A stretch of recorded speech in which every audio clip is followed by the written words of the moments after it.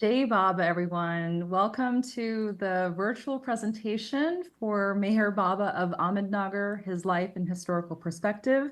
Today is Talk 6 with Dr. Jamie Newell, and today's focus will be World War and the God-Intoxicated from 1939 to 1949. This is a continuation of a series of talks given by Jamie to share about Baba's life and message and about Baba through a historical lens that is not as easily accessible these days.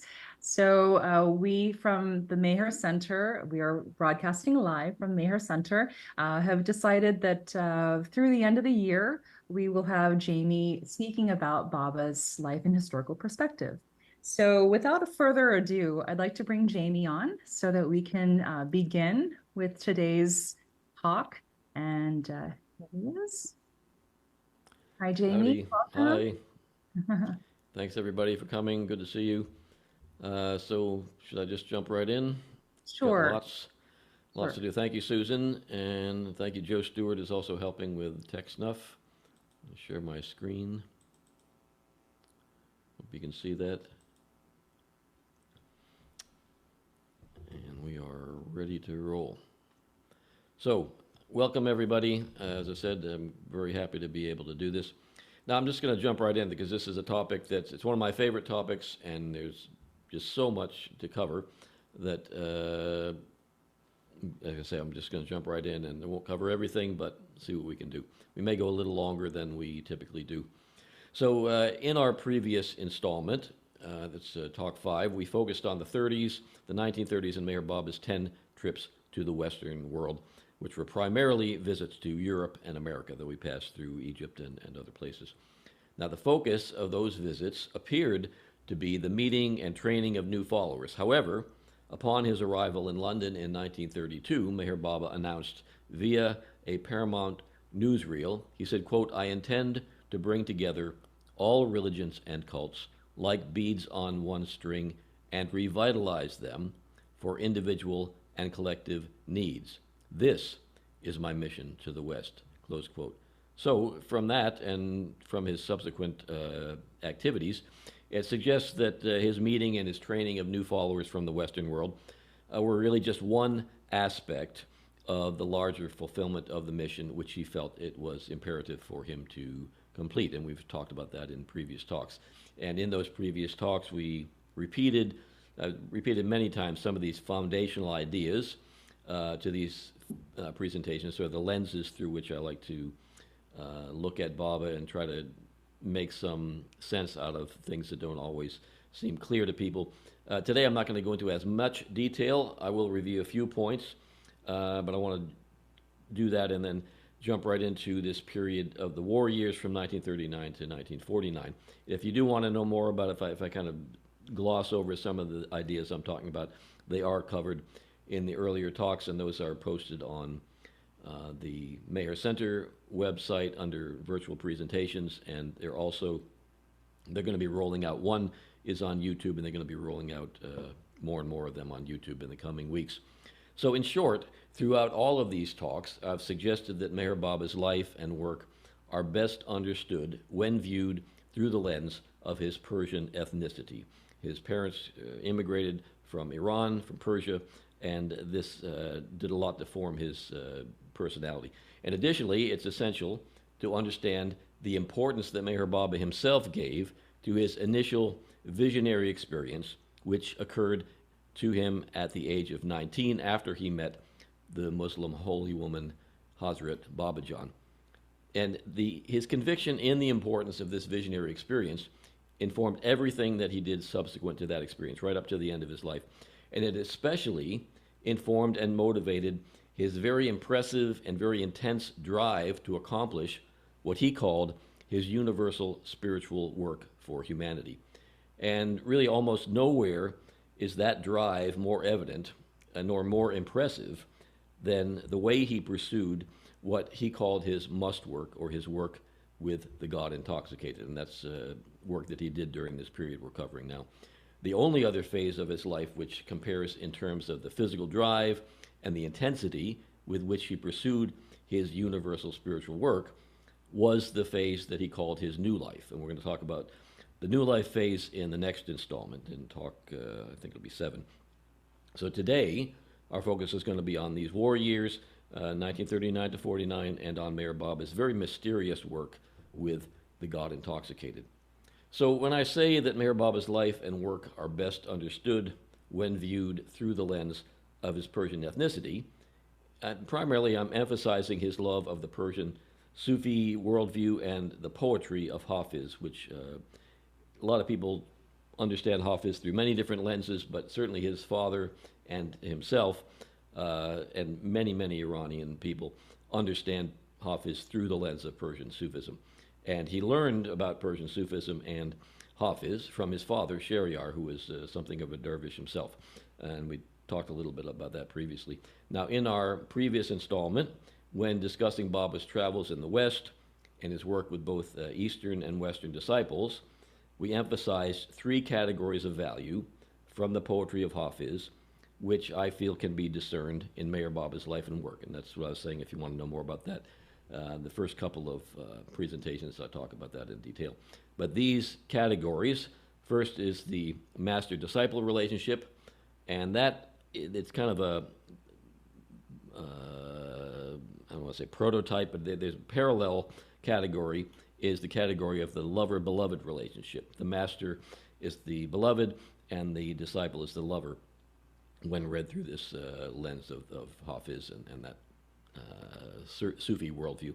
Now, another real innovation of Hafiz was the social commentary that appears in his poetry, where he talks about and really rails against hypocrisy and champions authenticity. So there's this idea of hypocrisy versus authenticity, which again also can be found in Meher Baba's work.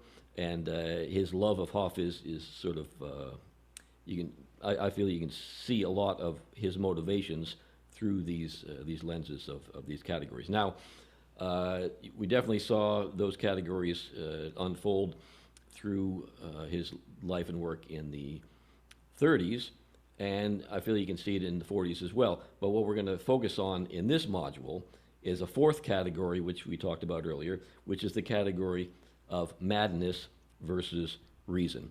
And for me, and for my approach to this material, these ideas and their relationship to Meher Baba's life and ministry lay for us a groundwork for discussion and for attempts to understand Meher Baba's activity throughout his life, and particularly this category of madness versus reason is very clearly underlining everything that he did throughout the 40s.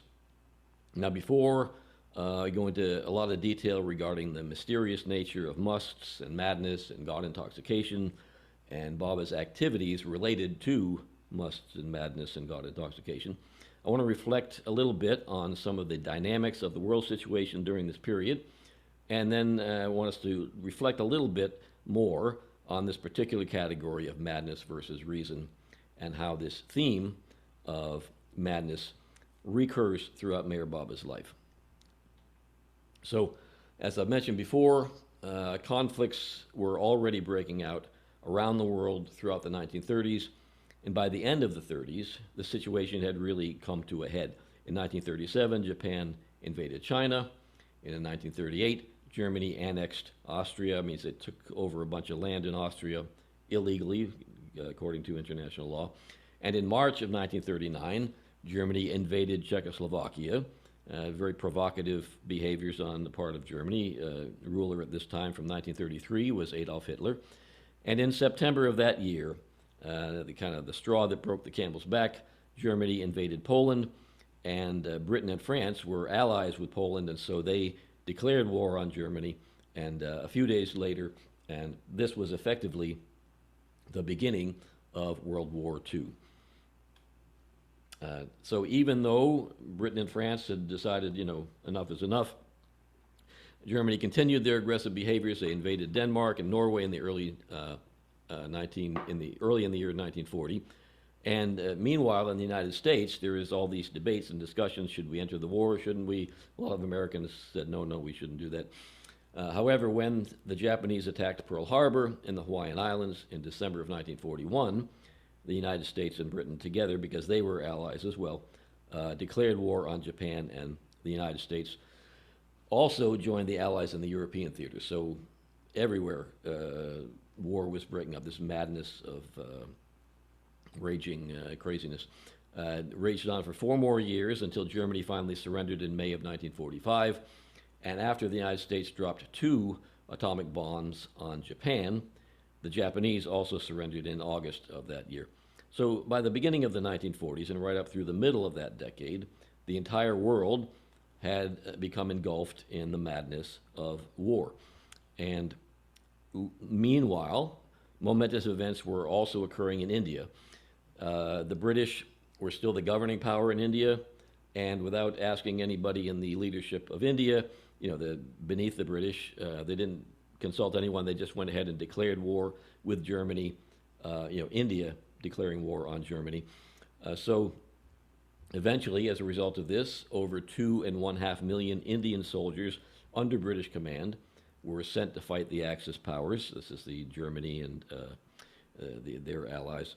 And when that war was over, and this is particularly, all of this is relevant to the backdrop of what was going on while Baba was doing all this must work that he was doing. So when that war was over, the World War II, the British dissolved. Remember, we talked about colonialism earlier. Well, that colonial period finally came to an end after the end of World War II. The British Raj, as they called it, came to an end. And this led to really kind of a catastrophic event, which was the partition of India into 2 countries, and eventually it became 3 countries. But initially it was just 2 countries, India and Pakistan. And this partition resulted in at least 1 million deaths, as well as the migration of many millions. The Pakistani Hindus fled Pakistan for India, where the Hindus would be more safe, and the Indian Muslims fled India to Pakistan, and there was a lot of enmity and violence and craziness. So now India, too, was plunged into the madness of what, in many ways, was a religious war of their own, not just fighting for the British now. So all of this is the backdrop, and it brings us back to our general theme of madness versus reason.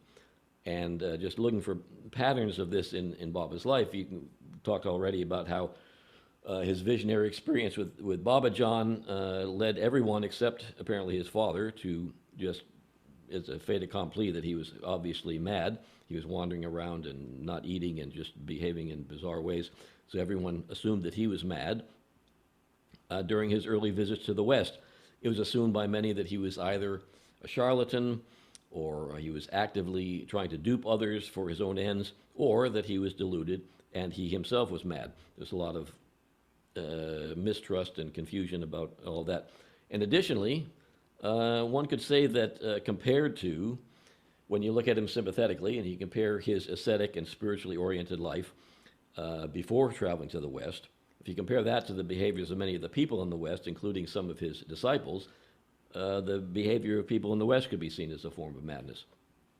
And this is especially evident, and again, this is trying to see how, in my training, I was told that when you are trying to understand someone, a religious figure in particular, you first want to understand how they understood themselves. And this is how Meher Baba understood the way that people looked at the world, and how he tried to explain that he saw things differently. And this is a quote from, we're going to talk a lot about this book, The Wayfarers, and this is a quote from his discourses on musts that are found at the beginning of The Wayfarers. He says, quote, "According to one way of interpretation, madness is a deviation from the average mode of consciousness and behavior, and its degree, that is the degree of madness, is to be measured by the amount of its departure, the amount of the behavior's departure from the average pattern. But, according to another way of interpretation, and this is Meher Baba's way of interpretation, according to another way of interpretation, madness is the incapacity of consciousness to understand or express truth. And its degree, that is the degree of madness, is to be measured by the extent to which the madness or the consciousness deviates from truth." That's close quote. So Here, Meher Baba is saying that it would be madness to adhere to a norm that does not express truth. So that begs the question, what was Meher Baba's idea of truth? And by his standard, if we look at the world by his standard, where would a sane person, where would a sane individual focus their attention? Well, according to Meher Baba in one of his discourses, he describes the world around us as being nothing but Maya, or illusion. He says that as the principle of illusion, the working of Maya, quote, expresses itself by making an important thing look unimportant. So, from the spiritual point of view, the only thing which has importance is God, close quote. So, from Meher Baba's perspective, the only sane behavior is to focus all your energy on God, and everything else is secondary. Now, why am I going into this? Because this informs us as to his way of thinking as he approached his must work. Now, that's all well and good, but when someone does, in this world that we live in, take God seriously in this way, that is, in the way that Meher Baba suggests, then they, you or I, if we take God that seriously, will be seen as being either irrational or impractical or even mad. And as we saw with those who continued to follow Meher Baba in the 1930s, even in the face of many controversies that arose, many thought that those followers who stuck with Meher Baba were themselves mad. So this kind of evaluation was often directed towards Eastern followers as well. Golmai Irani, who we've talked about before, she was Adi K. Irani's mother and Rustam Irani's mother. And truth to tell, she really is responsible for Meher Baba having Mehrabad. I mean, we kind of owe the existence of Mehrabad in many ways to Golmai and her insistence that her husband give the land to Baba. So she encountered this kind of experience as well, this judgment that she must be crazy because she was focusing on God so much. She says in her diaries, quote, I kept myself occupied in other activities as well, such as teaching someone to read and write, or bathing filthy beggars, various types of social work. On account of such actions, my husband's relatives took me to be a mad person, close quote. And then later she says Kaikushru, and Kaikushru means her brother-in-law. Her husband and her brother-in-law, for some reason, had the same name, Kaikushru. That's why we call the trust office Kushru Quarters. She lived there. And so she says, Kaikushru had nicknamed Pila as mad and me as cracked. These were the nicknames he gave them. And everyone used to tease us by those names. Now, Pila, for those of you who know the lady Mandali, Pila was the mother of Dr. Goher and the mother of Katie Irani. So this is a standard experience for people because according to Meher Baba, this development of an interest in God which supersedes one's interest in the concerns of the physical world is not a form of madness. For him, this kind of shift in focus is the inevitable outcome of the cultural evolution of consciousness which occurs during what he calls avataric periods. And we're going to talk more about avataric periods in, I think, talk number 8. He says that during such periods, quote, life as a whole is stepped up to a higher level of consciousness, is geared to a new rate of energy. The transition from sensation to reason was one such step. The transition from reason to intuition will be another, close quote. So, for Meher Baba, I'm just trying to flesh out for us this category of madness and reason as we go into, because it's absolutely underlines everything about his work with the musts. So for him, intuition is an extremely important faculty. According to him, and leaving aside the cases of actual madness, often what appears to be madness may in some cases actually be an expression of this transition from cold reason to the development of the faculty of intuition. And in still other cases, as in the case of the musts and other spiritually advanced individuals, it may actually express a focus on God at the expense of any other worldly considerations. Now, this same pattern of behavior is expressed in the poetry of Hafiz. This tension between madness and reason is often depicted as drunkenness. It's a metaphorical way. And then again, this is the Sufi reading. Not everyone reads it this way, but certainly Baba did and his father did. And throughout Persian Sufism, there is a common metaphor that the cup is the heart, the wine is divine love, and one becomes intoxicated with love for the beloved, i.e., God, by drinking the wine of divine love from the cup of the heart. So this is what Meher Baba is referring to when he refers to his work with, quote, the God-Intoxicated. Now, the Persian term which Baba used is the word must. This idea of musts and God-intoxication is not unique to Meher Baba. According to the scholar of Sufism, Karl Ernst, there is a long tradition in Islamic culture which identifies certain intoxicated saints as being individuals who, quote, have been attracted, or majdub, to God with such force that their intellects have been overpowered, close quote. So this is a relatively common idea in Persian Sufism and throughout Sufism, but particularly in the Persian Sufism, which a lot of Baba's cultural history is rooted in.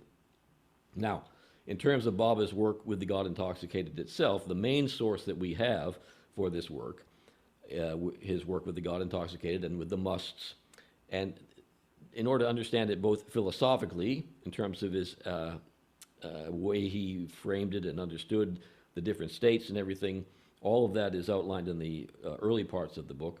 And in terms of his actual activities involving the must work, there are sections where he goes, Donkin goes into great detail about this. And this is in this extraordinary book, which was compiled by one of his disciples, Dr. William Donkin, who was a British physician who joined Meher Baba in India in 1939 as one of Baba's close circle of disciples, or Mandali. And Donkin, to his own chagrin, I think, I'm sure it was rewarding ultimately, but he just mentioned he was so astounded by Baba's work with the must and in Rahuri. He was there when Baba was doing all this work. And he said, Baba, this is just so astounding. Someone really should document this and keep track of all this. Baba said, good idea, you do it.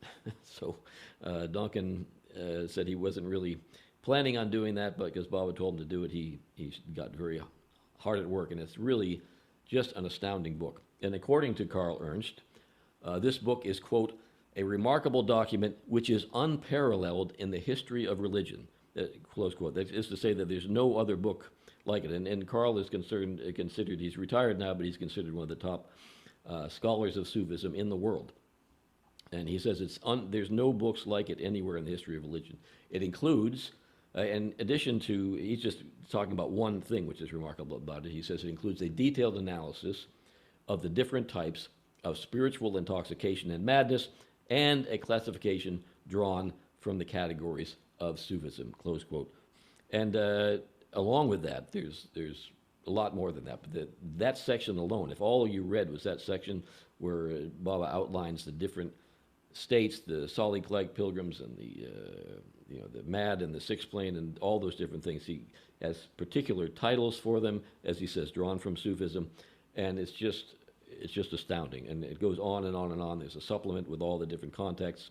And we're going to go into this a little bit throughout the rest of what I have to say today.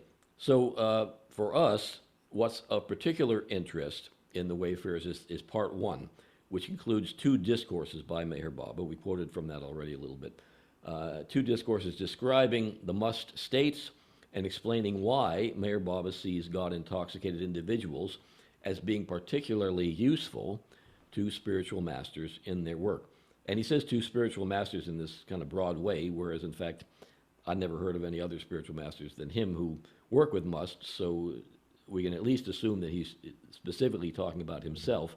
It may be true for other masters as well, but we know that it's true with how he, as I said, if we're trying to find out how he understood himself and how he understood his work, this is the clearest explanation we have of how he understood his work with the musts, and I feel that by sort of extension, we can see how he worked with others as well.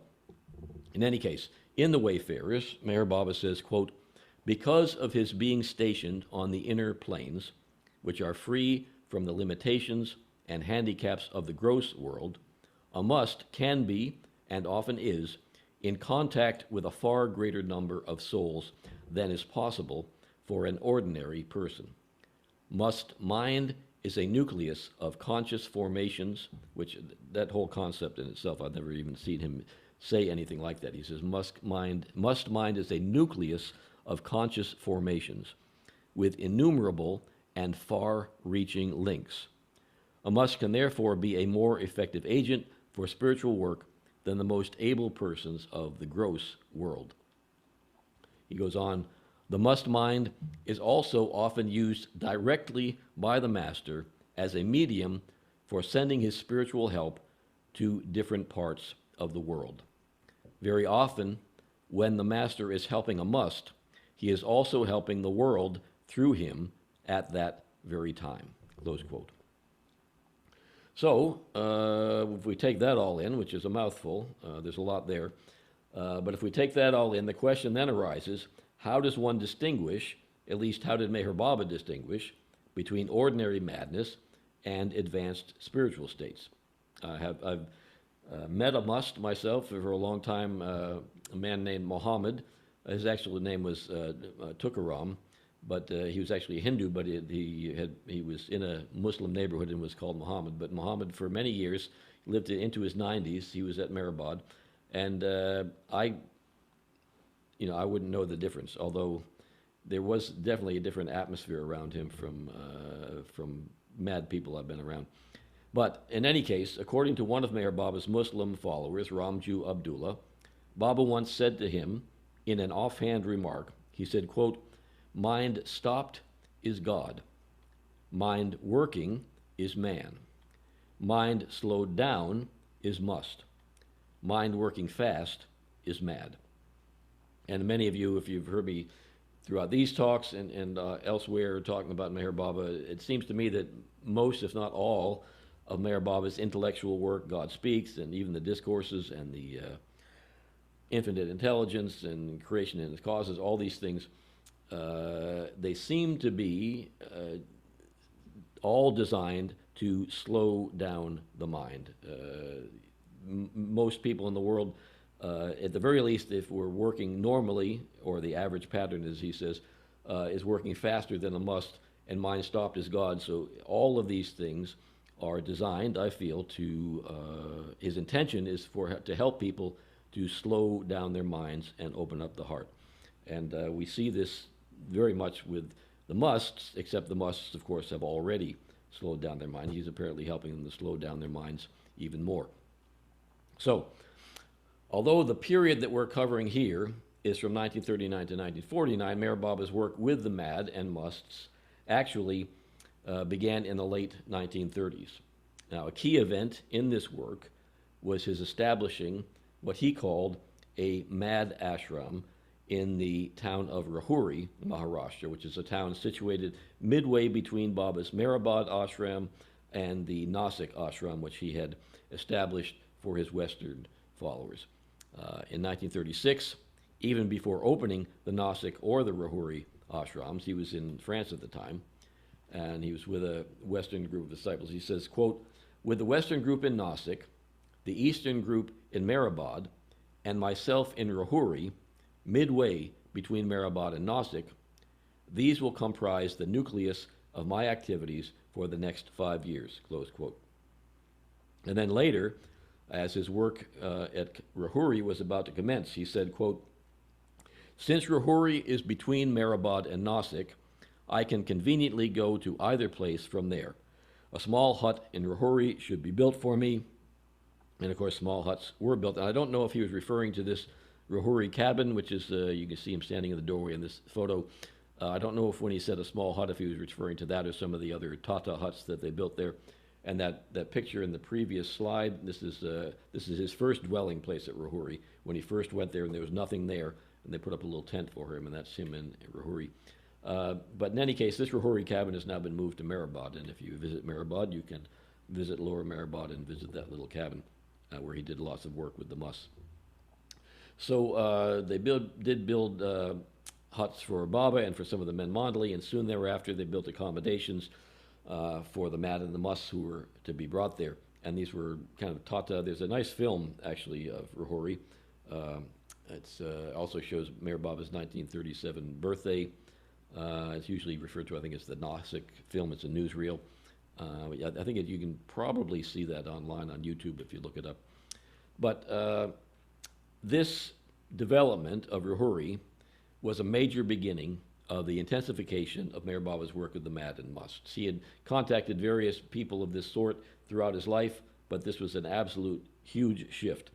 And according to Dr. Donkin, quote, the Rahuri ashram was principally for mad people, ordinary insane men from the towns and villages of the surrounding country, close quote.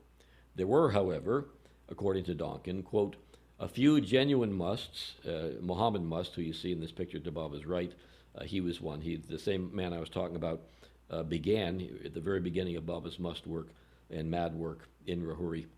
So there were, he says, a few genuine musts and a few God mad, but the greater number were mere psychotics of one kind or another, with nothing spiritual about them. And he continues, quote, this ashram, although it stands apart from the later centers for musts, does, however, have one factor in common with them, and that is the nature of its external routine. And it is because of this similarity of the external work that Rahuri was, in a way, the starting point of the later work with musts. So, what exactly was that external routine, we might well ask? Well, according to Donkin, Baba's typical work with a must at an ashram was, quote, to shave, bathe, clothe, and feed each inmate as soon as he arrived, and each day to scour the ashram latrine and to bathe and sit in seclusion with a certain number of the old inmates, the people who had already been there. In this way, he would throw every ounce of energy into doing every sort of menial task. Well, it seemed that Meher Baba's purpose was to put each must into a relaxed, happy, and receptive mood. And Donkin explains this. He says, quote, for some spiritual reasons of his own, Baba insists that the slightest whim of a must should be fulfilled, close quote. And then another place he says, quote, on the evidence of Baba's own statement, we have learned that a must's moods have an important bearing on his usefulness for Baba's work, close quote. And continuing with yet another section of the Wayfarers, he says, quote, Baba has stressed that he must fulfill the slightest whim of a must, and that if he fails to do this, the rapport is vitiated by an irritability on the part of the must. In other words, the must becomes annoyed because his whim hasn't been fulfilled, and he feels that his wish to have been frustrated. In this way, musts, like children, have the most inconsequent fancies and become upset if these are thwarted. And so Baba wants to prevent that from happening, because otherwise, as he said in that earlier quote, they will not become a suitable medium for his work. So Donkin goes on to say, he says, quote, indeed, there is nothing that makes Baba so really happy as a first-rate must in a first-rate mood, close quote. Now, this is just, he's talking here about just musts in a, but by the way, this is Chati Baba, which is one of the 5 favorite musts. Very charming person. If you read the stories about him, it's really quite wonderful. But this is kind of describing the kind of work he did in the must ashrams. And they were must ashrams, I'm going to show you in a minute some maps. There were must ashrams literally all over India. Baba would go someplace, he'd settle, and then he'd establish a must ashram and go out or send out someone to bring musts so he could do this work in these little must ashrams. But this is the work he did there. In addition, Baba would go out on must tours where he would, and some of these are, as you'll see in a minute, documented in, many of them are documented in the Wayfarers, but they're also documented in this wonderful new book, the Blue Bus Tours, which although that focuses on the experience of the women with Baba, but the main purpose of those Blue Bus Tours was to accomplish must tours and to contact musts. So when on a must tours, and this is distinct from working in a must ashram, Baba's emphasis was similar, but was more focused on the act of contacting the must. In the pursuit of contacting a must, and this is, I don't know if you can even comprehend, I can't comprehend this, Meher Baba and his Mandali went through untold hardships and privations, traveling over 75,000 miles and making approximately 20,000 contacts during the years of 1940 through 1946. And that's not the whole of the 40s. He kept doing this right up until 49. So now, to really kind of wrap your mind around this, remember, 75,000 miles in India in 1940 is probably more equivalent to, a couple 100,000 miles in the United States, because the roads were difficult. They'd go into rural areas. Just an extraordinary effort. And anyways, it's just a beginning of some of the remarkable, as I said, there's a lot of zeal and a lot of urgency that Meher Baba applied to this work. And this is just a few of the sort of historical facts that demonstrate that. Okay, so here's this map that's here on the left is actually about, I think it's like 22 inches wide and 30 inches high, something like that. Big map. It comes with the wayfarers.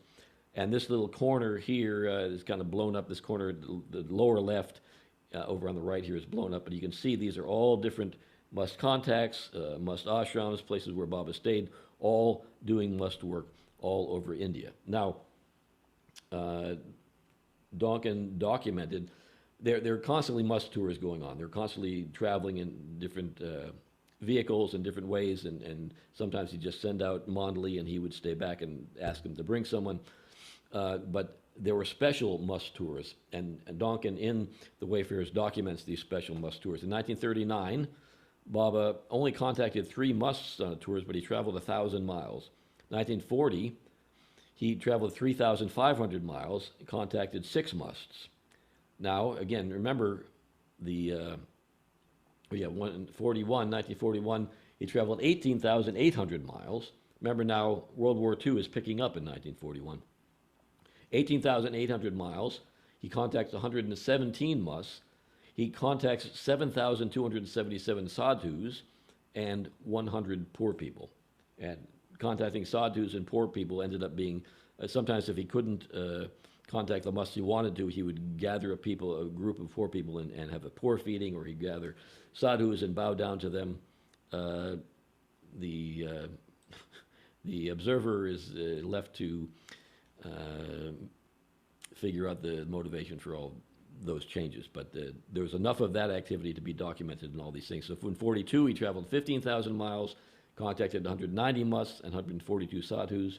1943, he traveled 8,000 miles, 141 musts, contacted 1 sadhu, 1,300 poor people. Means he probably bowed down, or at least fed 1,300 poor people in different contexts. 1944, 5,100 miles, 115 musts, 103 sadhus, 3,164 poor people. Now, if you want to know some of the details of some of these trips, Lord Meher also contains references to all of these different trips at different sections of that huge biography. Again, 9,200 miles in 1945, sorry, 6,800 miles in 1946. And there's a supplement, so there are more. Donkin's, as far as I remember, Donkin's documenting of this goes up to 1948. I don't know if he provided any supplements after that, but he completed Wayfarers in 48, and then he would print and publish supplements, which were often included in the book. And later, sometimes they were just documented but not published. So, just to give us a sense of the rigors of these must tours, in one particular must tour, which took place in May in 1942, it was at the height of the summer. It was described as being grueling, and in the extreme heat, they traveled in jam-packed, overcrowded third-class compartments. Baba had to half stand, half sit on the edge of his seat for hours. People were sitting on the floor, blocking the exits and toilets. Others were hanging onto the floorboards. They had very little to eat, and to contact musts, they had to journey over terrible roads. By the time Baba and the Mandali had returned to Dehradun after 5 days, on the 21st of May, and this is the brutal heat of the summer, all were exhausted, and close quote. And a lot of times, particularly if he was more in the area near Nagar and Pune, he would stop at Bindra House, which is the home of Eris Jeswala's family, and Merwan Jeswala and Papa Jeswala and Guy Mai were all there. And he would stop there and he would stay and they would get cleaned up and they would eat and they would rest for a day or so. And Eris says the reason they would do that was so that Baba didn't want to upset Mera. He thought that if he went back to Merazad or Meribag, wherever they were staying at that time, and Mera saw this, kind of exhausted, disheveled state, it would upset her. So he wanted to be more less disheveled when he went back. So now this is another account of another grueling tour. He says, this is from Lord Mayhair. On Friday, 14 July 1944, accompanied by Kaka and Baidul, it's the two disciples, Baba set out from Raipur for must contacts in Amroti, Elichapur, Basim, and Badnera, Tatanagar, and other places. In the village of Damangaon, Baba worked with a saint called Mungsaji Maharaj. And now July, they say, is the middle of the monsoon season, and it was pouring down rain while Baba was hunting for musts. He had to walk 3 miles through the mud and slush to reach Mungsaji, and when returning, had to travel 15 miles in a bullock cart over very rough roads. And now, bullock carts, especially in 1940, they had no suspension. They had wooden wheels, so they didn't even have the air of a tire. And I don't know if you can imagine, particularly on Indian roads, you would feel every single bump, and they traveled very, very, very slowly. You'd be lucky if they hit 20 miles an hour. So 15 miles in a bullock cart is a very grueling experience, not to mention monsoon, rain's pouring down, everybody's uncomfortable. That's just an example of some of these experiences that they had, which they had, again, year after year after year, thousands and thousands and thousands of miles like this, hundreds and hundreds of contacts. And according to Donkin, quote, throughout all these hardships, Baba remained the freshest of all, and after each contact with a really good must, he seemed particularly radiant, as if some great work had been achieved or some heavy burden lifted, close quote. So although these tours, as I said, were primarily for the purpose of Meher Baba's must work, he often continued his other work as well. He was training disciples, he was contacting new devotees through public programs, darshan programs, and maintaining connections with followers in India and around the world. He was corresponding, for example, with Elizabeth Patterson about the Meher Spiritual Center. All the time he's doing these musts. Even during the New Life, he was contacting her about the establishment and the work on the Meher Center. Now, on many of these tours, he packed a small blue bus with Eastern disciples and Western disciples, particularly women, primarily women, although little Merwan, who was a young boy at that time, traveled with them, and Erich would often be with them, and there would be some men. But it was primarily Eastern and Western women. And these tours came to be known as the Blue Bus Tours. Many of the stories of the women accompanying Baba have been documented in Susan McKendry's really wonderful book, came out just a couple of years ago, called Meher Baba's Blue Bus Tours. And I really recommend, if you want to know more about stories about being on a must tour with Baba, the Blue Bus Tours were very, very different from the tours when he just went out with men and just kind of slogged through the mud and all that. But oftentimes they would be waiting at some station where they had set up camp, and then Baba would go out with a small group and search out a must. So on these tours, again, we saw what he did in the must ashrams, but what exactly did Baba do when he contacted a must on the tours? Well, according to Donkin, he typically did 3 things when contacting a must. Quote, he feeds him, he gives him a metal coin, and he sits with him in a secluded place where no one sees this silent conference. Since observing silence, Baba has not touched money except when he gives it to musts, Salik-like pilgrims, sadhus, and the poor. Now, this giving of money, Donkin says, is fundamentally not charity, but is a medium of contact. And Baba, particularly with musts, uses metal coins. He has explained that the metal, in some specific way, acts as a medium of contact. Those who go on a must tour with Baba are often painfully aware of this necessity for metal coins, for their arms and fingers ache from carrying a heavy bag of coins of all denominations. Now, In addition to these material exchanges, Meher Baba's relationships with the musts, as with both his Eastern and Western disciples, was based on, as we talked about this earlier, the development of affectional bonds between him and the individuals he was working with.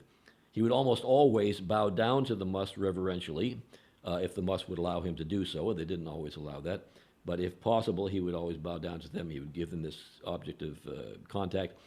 Whether in an ashram setting or during a must tour, where he might seek out a God-intoxicated individual after a long and arduous journey, Baba always treated these men and women with affection, kindness, and respect. And as Dawkins says, quote, the musts came to feel his affection, and in their own queer ways would reciprocate the love that Baba gave them, close quote. Now, the musts themselves often responded with words of respect for Meher Baba as well. And here are just a few examples, and there's a whole chapter of these different statements that musts had made to Baba. But early in Baba's must work, in March of 1939, Baba met with a must named Gulab Baba. When Baba entered the room, Gulab Baba told one of the disciples, pointing to Baba, quote, he is God himself, and you have tricked me, close quote. A few moments later, when Baba asked Gulab Baba to sit beside him, he protested, quote, I am not fit to sit beside him, close quote. Now, during the same month in 1939, a female must, which Baba called a mustani, named Kalamasi, and these pictures are not the same individuals, it's just the pictures that we had available. But this Kalamasi was brought to Jabalpur for Baba's work. While she was with Baba, she said to him, quote, you are the ocean. Give me a few drops from it to drink, close quote. Now, still later, in June of 1943, a must named Chotu Mayan was brought to Mehrabad by one of Baba's disciples, Bidal. When Bidal first met with him, the must said to Bidal, your prophet is very great. He is greater than Christ and Muhammad, and all the world will believe in him. And finally, according to Donkin in 1946, a must named Aguri Baba pointed to Baba and said to one of the disciples, quote, you will see what will come to pass, and one day you will know who he really is, close quote. So that's just a sampling of this long list of different interesting quotes from musts. And however we understand these statements, it would seem that the musts were often as fond of Baba as he was of them. And although Meher Baba continued to contact musts in one way or another throughout the rest of his life, the number of must contacts began to taper off considerably from 1947 to 1949, which again is when war and partition and all those things were reparations were starting to be made and all that kind of thing. Now, just for some concluding thoughts, and I've got a few concluding thoughts. I just want to go over a few points of what we've been talking about and how this, I hope, fits into some of the other things we've covered. Now, to begin with, I want to look at Baba's life up to this point. Now, remember, throughout his childhood and young adulthood, Merwan was just a normal Zoroastrian schoolboy in Pune. Later, he was considered to be a madman. After a nearly 10-year recovery period, he became an influential spiritual master with a considerable Eastern following, which developed throughout the 20s. And he ran schools and a lot of what one would think were kind of philanthropic organizations. Now then, in the 30s, he branched out into a global ministry as he visited the Western world and attracted to himself many of the wealthiest and most influential people in the world at that time. Now, if you just look at him as a man, as like other men, like other people, anyone else in this position might have been expected to found institutions, to advise wealthy people, to use this newfound wealth and influence to build his growing ministry in India and in the West. He could have all kinds of ways in which, the way we typically think, he could do some really good work. However, instead of capitalizing upon these successes, it's at this very juncture where he has all this influence, he chose to travel many thousands of miles throughout India, contacting people who by any cultural norms would be considered to be completely, hopelessly mentally unbalanced and unstable. That's kind of an historical fact that this is the trajectory of his life and this is how he chose to do things. Now, again, we're talking about the period of the 40s when World War is raging.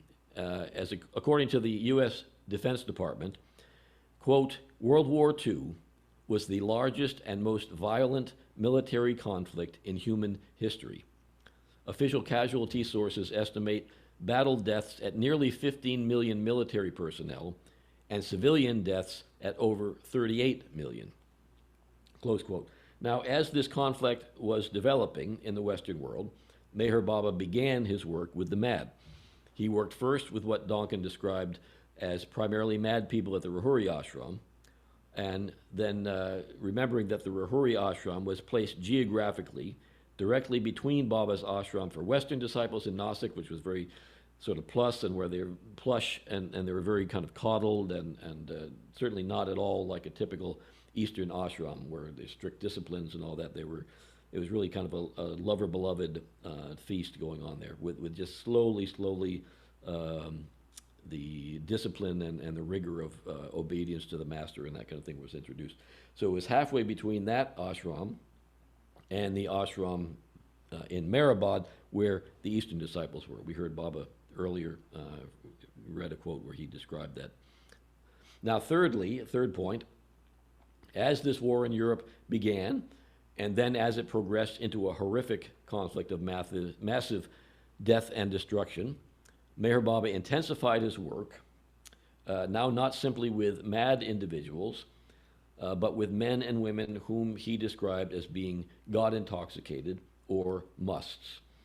His only really plainly stated explanation for this work with the God-intoxicated and the musts is found in one of the must discourses, wherein he says, quote, the must mind is often used directly by the masters as a medium for sending his spiritual help to different parts of the world. Very often, when the master is helping a must, he is also helping the world through him at that very time, close quote. And, additionally, according to Donkin, quote, all that Baba says about his work with the God-mad and musts is that he loves them and they love him, that he helps them and they help him, close quote. Now, one assumes that the help that Meher Baba believes he is receiving from the musts is that they are helping him to accomplish what he describes as his universal spiritual work for humanity. And we talk a lot about that work in the previous presentation. Now, whatever Meher Baba's purpose, it's clear by all accounts, and there are many accounts, that during this period of 10 years and thousands and thousands of miles and hundreds of contacts, during this period he ran his must tours with all of the urgency and intensity of a military campaign.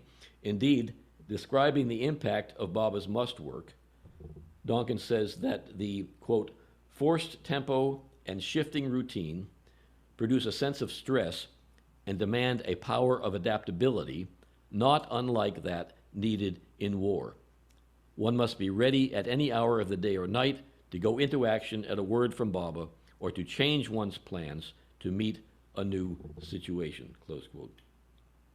So all of this urgent activity was apparently carried out for the sole purpose of enabling Meher Baba to contact and lovingly care for the poor, the ascetics, the ordinary mad, and the divinely mad of the Indian subcontinent.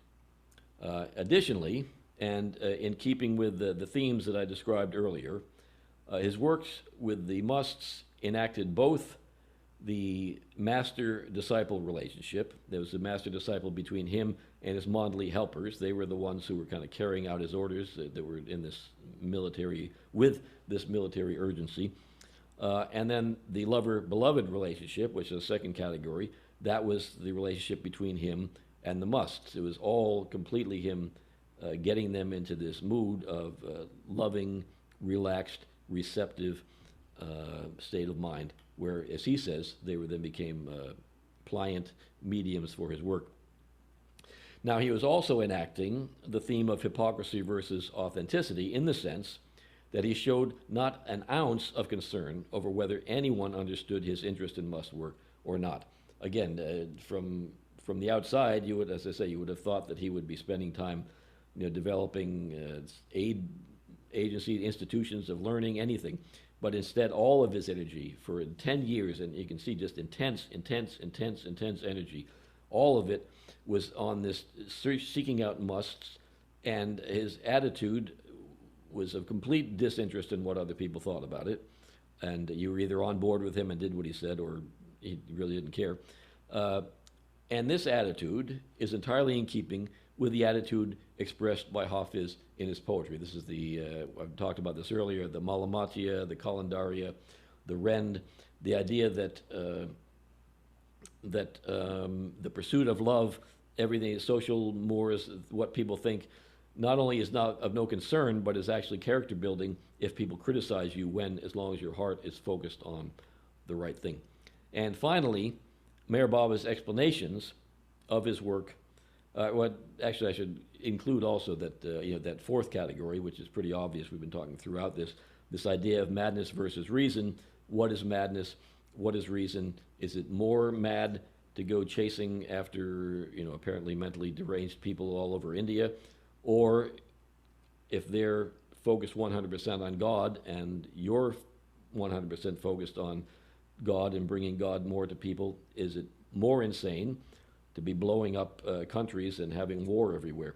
Where's the madness? There's different levels of madness, how we understand madness and reason. That too is a subtext throughout everything Meher Baba did throughout the 40s.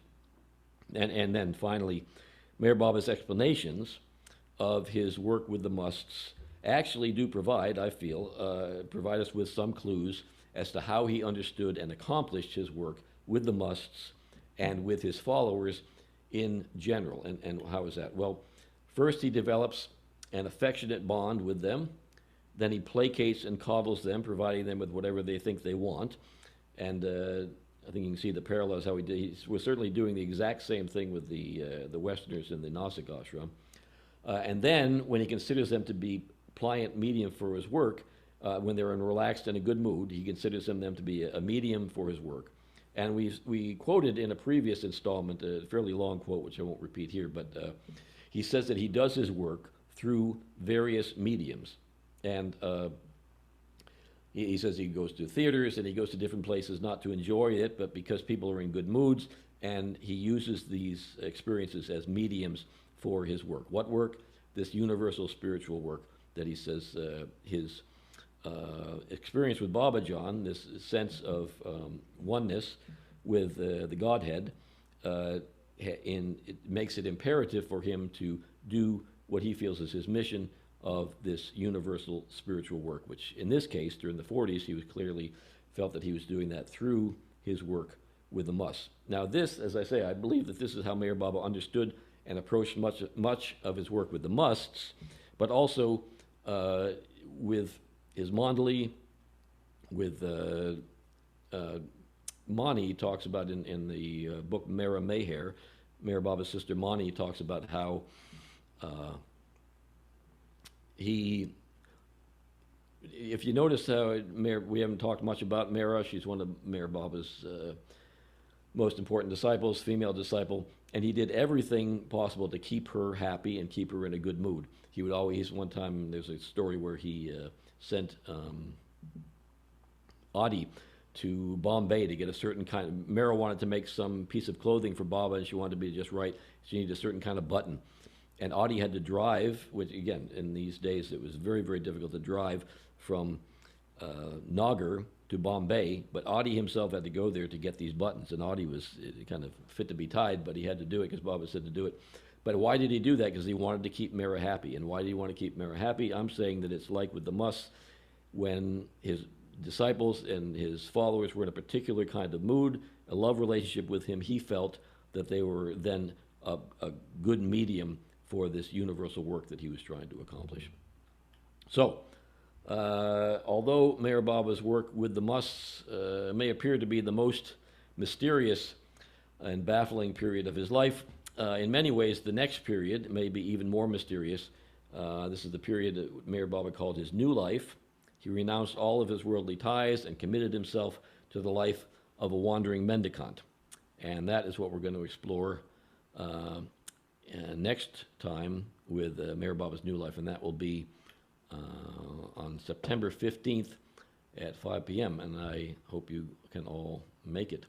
Thank you all so much for coming, and I'll give it back to Susan. Great. Well, thanks so much, Jamie. I think that this is it's hard to concisely put Baba's 10 years, especially during this period, into a 1 hour talk. And there But was much more going on besides just must work, as I tried to say, but it's so key that I just wanted to focus on that. great. And I think that with this talk, is there anything that you'd like to be able to also share in addition to this period of time? Like, is there something else in the future talks that you'd like to address from this particular time period? Well, probably, yeah. We were saying before that after we finish this series of 10, probably next year, do little subsequent things where we bring things into focus. And yeah, there's just so much. The stories that the women have from the Blue Bus tours, for example, is just a whole. I mean, you could do many talks just on that because it's just fascinating. And even Merwan too, Merwan Jesawala talks about them in his book, and he also contributed to the Blue Bus Tourist book. And yeah, so that's one of the fascinating things is that, I mean, I think for me, Mayor Baba's Must Work and his explanations about it are really, they're overlooked often, and they're because they're so baffling, but they're actually really paradigmatic of so much. I mean, first of all, they demonstrates just how, the people say that love is a verb. Well, his work with the must is just unbelievable. I mean, it literally is. I mean, it's hard to comprehend, especially if you spent any time in India and you know if you've been there in the summer, if you've been there in monsoon, and you imagine the things that they went through. And it wasn't like he sent people out and they had to do it and not him. He was at the forefront. He would be driving them along. They'd be exhausted, and he'd say, "No, we're almost there. It's this great. I'm going to get this good must." And and then he would So what's the goal there? The goal is to give the guy some chai and to bathe him and do. And it's like it's just astonishing.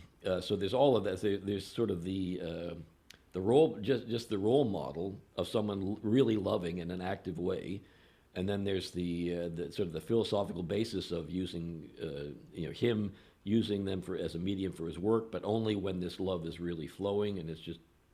So there's so much going on there. His explanations, the two discourses at the beginning are just so rich. You could do several talks just on those two discourses. So yeah, so I focused on them, but what I'm trying to get at is that then there's this whole other perspective of these ladies who traveled with him, and you listen to their stories, and that was like a whole other. They didn't even really participate in that. Where Bob, it's like Daddy's off at work, and then he's going to come home, and then we're going to do some other stuff. And that's kind of how it was. So and then other things, the people that he's corresponding with, and then there'd be darshan programs in the middle of that stuff. So it's just so much was going on that it's just quite astonishing. Yeah, there's a lot to cover.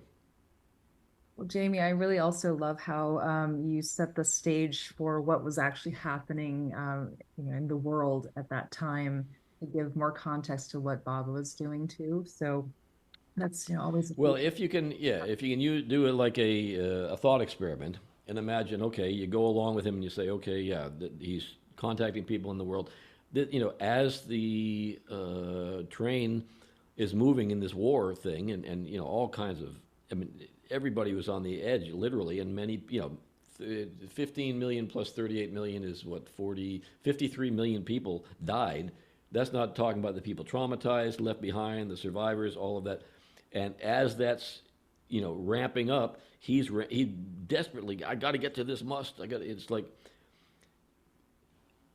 when you think of, okay, so what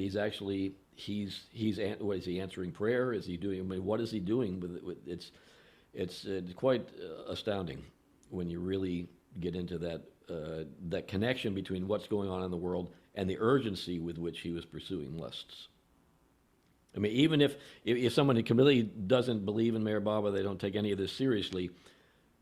you get the sense that he absolutely was convinced that he was doing this because of I mean, the incredible suffering that he and his Mondli went through in order to accomplish these contacts. He was absolutely committed to what he was doing, no matter how you look at it, and it's really quite overwhelming. Well, this definitely gives us a very kind of specific kind of peek into that work that he did. And I'm sure that those of us who've either read Wayfarers or have an opportunity to do so will be able to see a lot more of the specifics of the work that he's Yeah, did. and there's a lot of that in Lord Mayher too. There's a lot of like there's stories of the tours and things. There's a lot in that, and there's a lot in, as I said, in Mayor Wan's books and other things.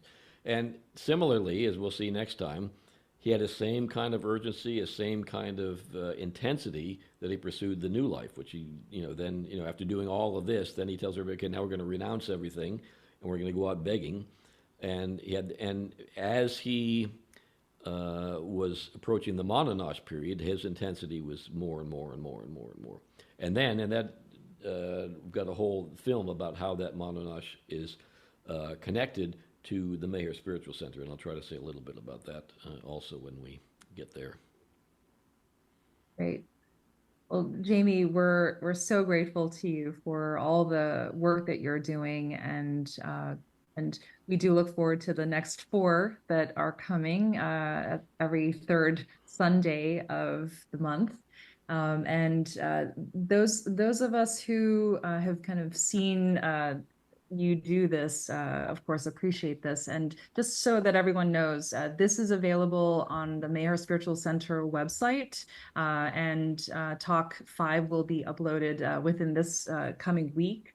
And we'll also have this available in the social media for the Mayher Center in the YouTube channel that we have.